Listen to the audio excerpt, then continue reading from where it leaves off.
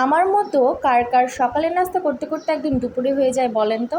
আজকে এই বিষয়ে কথা বলবো। Hello everyone, welcome to my new video. কেমন আছেন আপনারা? আমি তো আলহামদুলিল্লাহ অনেক ভালো আছি। তো যেটা বলছিলাম, আজকে সকালের নাস্তা করতে করতে একদম দুপুরই হয়ে গেছে, প্রায় 12টা বেজে গেছে।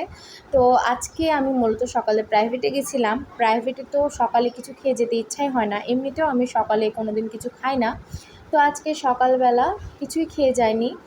আর ঠিক বাসায় এসেছি 12টার সময়, আর এসে প্রচণ্ড ক্ষুধা লাগছে। তো প্রতিদিনই এরকম, যখন একটু দেরি করে খাওয়া হয়ে যায় তখনই ভাবা হয় যে পরের দিন থেকে একদম সকাল সকাল নাস্তাটা করে নেব, কিন্তু পরের দিন আবার যে কারা সেই। আসলে সকালে খেতে পারি না, এই জন্যই এরকম হয় হয়তো বা।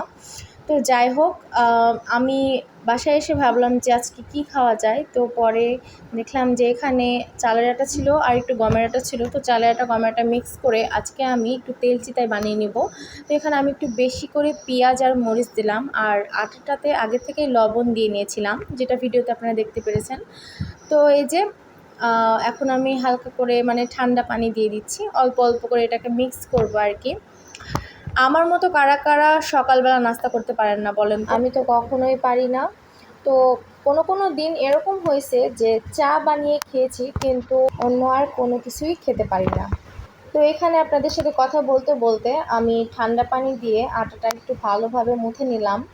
এটা আমাদের গ্রামের বাড়ির আটা, চালের আটা। তো এই আটাটার একটা নিয়ম আছে, কিছু কিছু আটা কিন্তু এমনি ঠান্ডা পানি দিয়েই ভালোভাবেই গোলা তৈরি হয়ে যায়, কিন্তু আমাদের গ্রামের বাড়িটা একটু ভিন্ন নিয়মের। তাই এখানে ফার্স্টে আমি ঠান্ডা পানি দিয়ে এটা একটু ভালোভাবে মুথে নিয়েছিলাম। এখন এই যে গরম পানি আমি অল্প অল্প করে দিয়ে এই আটাটা সুন্দরভাবে গোলা তৈরি করে নেব।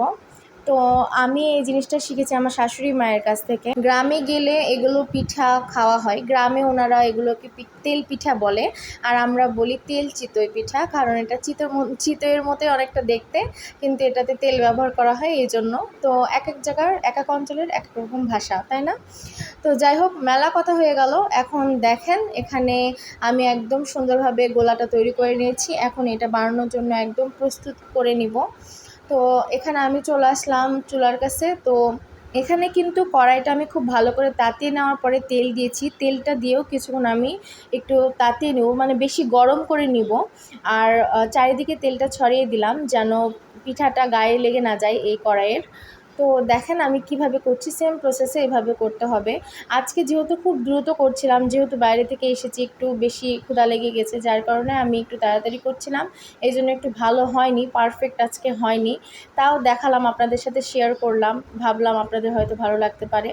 তো এইভাবে একটু উল্টে পাল্টে দিয়ে আমি এই যে এখন তেল দিয়ে নিব।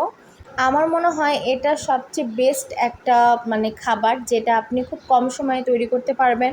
আর বাসাতে কিছু না থাকলে আপনি এটা সুন্দরভাবে অনায়াসে বানিয়ে নিতে পারবেন। যেহেতু আপনাদের ভাইয়া অফিসে ছিল, ও দুপুরে আসে না বাসায়, একদম সন্ধ্যার সময় আসে। তো আজকে ভাবলাম দুপুরে কোনো রান্নাবান্না করব না, একদম সন্ধ্যায় রান্নাবান্না করব। আমি সচরাচর সন্ধ্যার দিকে একটু বেশি রান্নাবান্না করি, কারণ আপনাদের ভাইয়া এসে একটু টাটকা মানে গরম খেতে পারবে, এর জন্যই, ওর কথা চিন্তা করেই। তো যাই হোক, এখানে আমি সবগুলোই করে নিচ্ছিলাম এক এক করে। তারপরে একটু চাও বানিয়ে নিচ্ছিলাম, এখানে আপনারা দেখতে পারবেন। তো যেটা বলছিলাম, আপনাদের ভাইয়া তো দেরি করে আসে, এই জন্য আমি সন্ধ্যার দিকেই রান্না করি। আর দুপুরে আমি এই যে শর্টকাটে এগুলো রান্না করে বা এগুলো বানিয়ে খেয়ে ফেলি, এক এক দিন হয়তো এক এক রকম করি। তো এই যে আমার সব একদম রেডি, খাবার একদম রেডি। এখন আমি একটু খেয়ে নিব।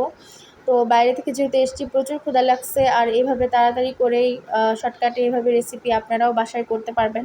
আর কার কার অঞ্চলে এই পিঠাটাকে কি কি বলে আপনারা অবশ্যই কমেন্টস করতে ভুলবেন না। আর আমার ভিডিও ভালো লাগলে অবশ্যই লাইক, কমেন্টস আর শেয়ার করবেন। আবারও চলে আসবো নতুন কোনো ভিডিও নিয়ে। ততক্ষণ পর্যন্ত সবাই ভালো থাকবেন, সুস্থ থাকবেন। আল্লাহ হাফিজ।